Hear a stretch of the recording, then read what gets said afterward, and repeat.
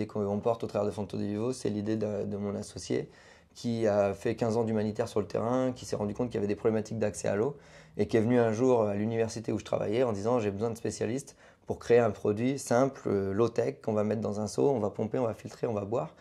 Et les gens avec ça pourront avoir accès à de l'eau potable quand il y aura des urgences humanitaires.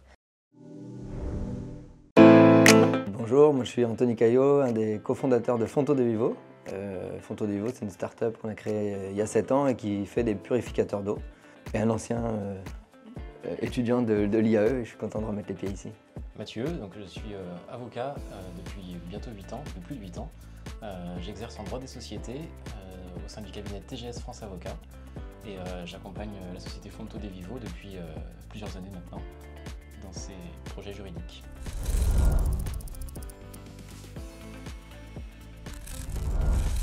Sans originalité, pour devenir avocat, j'ai commencé par une fac de droit à Rennes.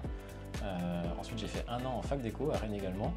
Puis j'ai rejoint l'IAE de Nantes pour l'année 2009-2010 où j'ai rencontré Anthony.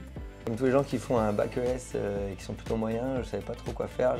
Les potes allaient en STAPS. Moi, il y en a un autre qui m'a dit qu'il faudrait peut-être mieux faire de l'économie.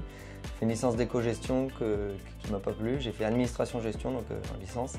Ensuite, j'ai fait un Erasmus en Espagne où j'ai fait un master de gestion industrielle que je n'ai pas obtenu. Et donc après, je suis venu à Nantes parce que j'étais d'abord à Orléans. Et à Nantes, j'ai fait M1 Management Général et là, je me suis dit, tiens, l'entrepreneuriat, c'est pas mal. Et donc, j'ai postulé pour le master MPIE, Management de Projets Innovants, Entrepreneuriat, où j'ai rencontré non pas que Mathieu, mais une classe formidable.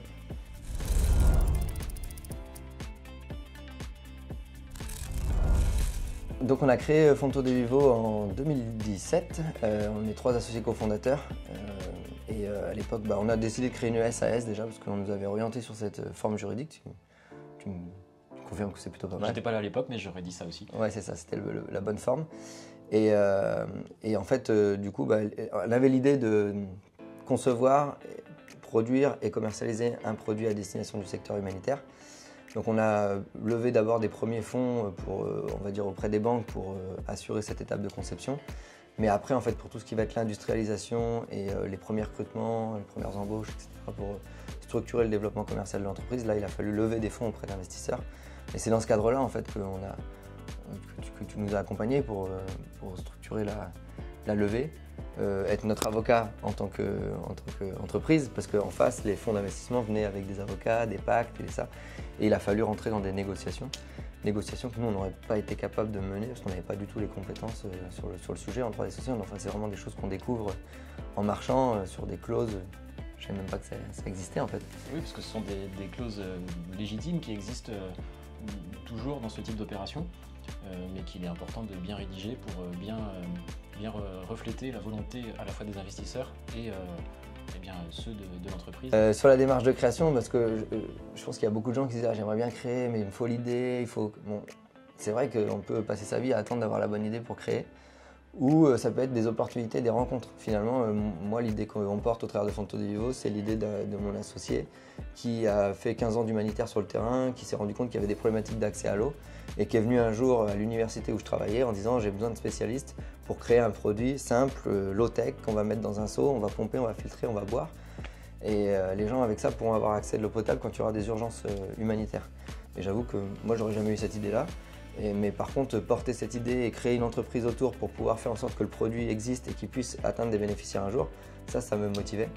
Donc la création d'entreprise, c'est parfois des bonnes associations qui, voilà, le temps, pendant une certaine période, vont permettre de réaliser certaines choses. Puis après, comme je le disais, d'ouvrir son association à d'autres pour injecter de l'argent, injecter des compétences, voilà, en arrêter certaines, etc. Voilà, c'est la vie des entreprises et l'entreprise a un objet et une personnalité morale à elle-même et elle va après au-delà des cofondateurs et c'est là où on en est actuellement dans notre démarche. Quand on va au-delà de juste nous trois, on a fait rentrer des investisseurs et voilà, Mathieu nous accompagne aussi pour faire vivre cette entreprise le plus longtemps possible et la développer.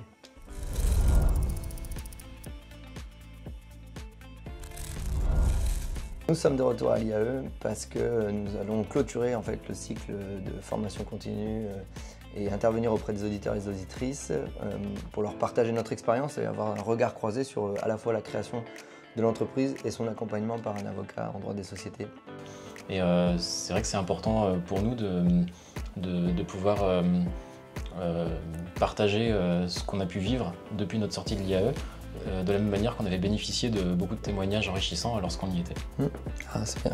Et c'est vrai que moi, c'est pareil, depuis que j'ai quitté, j'ai continué à garder un lien étroit avec l'IAE, d'une part parce que je travaillais à la valorisation de la recherche à l'université à Nantes et que je côtoyais les chercheurs aussi qui sont intervenants en fait dans le cycle de formation de l'IAE.